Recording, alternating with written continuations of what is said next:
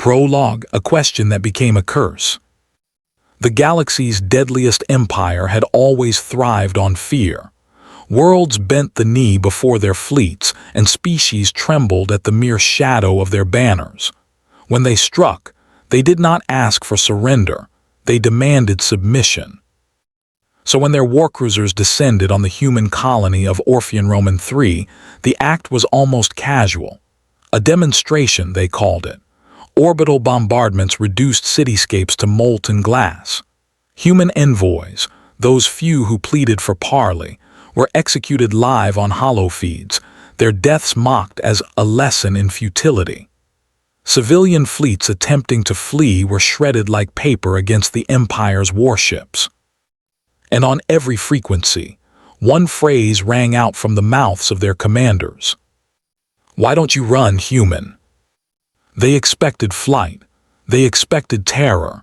They expected humanity to break like all others had before. They were wrong. The Empire's arrogance, mockery across the stars. In the aftermath, the Empire broadcast its triumph. Alien lords toasted their victory, laughing that humanity was too young, too soft, too bound by notions of diplomacy to ever answer in kind. At banquets in gilded halls, generals boasted. Earth has no claws, their fleets are relics. Their armies are ornamental, they talk of peace as if peace were a shield. Holoscreens across 100 systems replayed the destruction of Orpheon Roman III in looping feeds, not as tragedy, but as comedy. Children of the Empire learned a new rhyme in their schools. "Why don't you run, human? Why don't you flee? Your ships are dust, your worlds belong to me." The galaxy laughed with them, or at least pretended to, because to laugh was safer than to question. After all, who dared stand against the Empire? Yet in the silence of Earth's darkened war rooms there was no laughter, only listening, watching, waiting. The gathering silence, Earth's decision.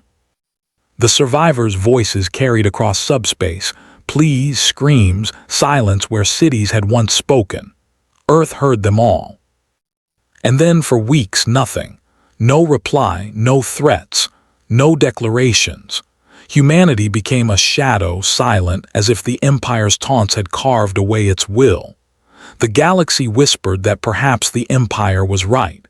Humanity would endure the insult, swallow the grief, and continue with bowed heads. But in that silence, something vast was moving. Deep beneath Earth's oceans, shipyards awoke from slumber. In hollowed asteroids, fleets long kept hidden activated their engines.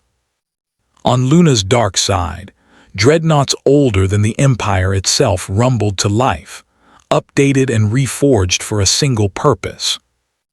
Across comm channels once void, chilling signals began to whisper, fragmented at first, then spreading like wildfire. Mobilization confirmed, fleet exodus protocol engaged. The silence was not weakness, it was the drawing of breath before a scream. The breaking of the sky, humanity answers. It began not with words, but with movement. When the Empire's fleets patrolled near Sigma Draconis, their sensors shivered. Space itself seemed to ripple, the void bending as shadows emerged. One ship, 10, 100, then thousands. Human dreadnoughts, each the size of a city, filled the black. Their hulls gleamed with the cold shine of war-forged steel. Their weapons arrays glowed with energies unspoken in alien science. Carriers released swarms of fighters, each moving with impossible precision, as if guided by a single pulse. The Empire's commander sneered. "Finally," he spat, "they dare to crawl from hiding. Let us end this." But then the comms opened. A voice, not angry, not loud, but steady, carved of iron, spoke across every channel. "You asked why we don't run. We do not run, we never will. We bury our dead and then we rise." The galaxy froze. For the first time, the Deadliest Empire heard something they had never heard before, the promise of human vengeance. Retribution, the day the stars went dark. The battle that followed was no battle at all.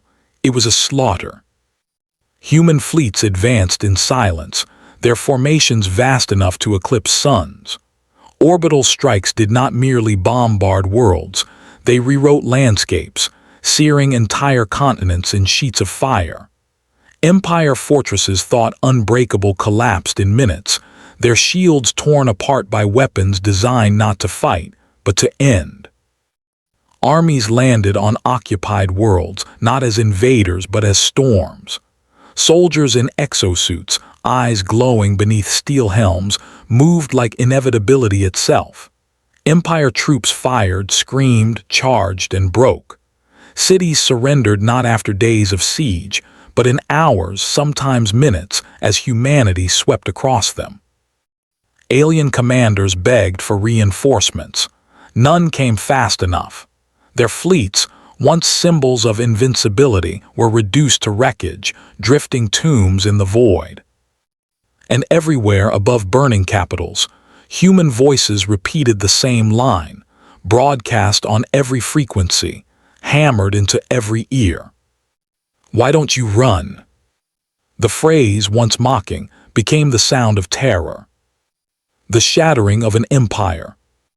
The empire had ruled for 1,000 years. In a single season of war, humanity unraveled it. Star by star, world by world, their banners fell. Entire dynasties collapsed. The throne world itself, once untouched by enemy fire, watched its sky ignite as Earth's fleets descended. The Emperor in his final broadcast tried to summon dignity. "We are eternal. You cannot." His words ended as the feed dissolved into static, his palace obliterated in a single blinding strike. The galaxy watched as humanity did what no species had ever dared. They erased an empire not with negotiation, but with annihilation. Aftermath, whispers in the dark. When the fleets withdrew, silence remained. Human ships did not linger. They did not crown themselves new emperors. They left wreckage behind, not monuments. But the survivors, those who crawled from shattered cities, those who drifted in lifeboats amid debris, whispered. They whispered of eyes colder than void, of voices that spoke little but promised everything, of vengeance so absolute that even victory felt like doom. And in that silence, a single warning spread across the galaxy. Never provoke Earth again.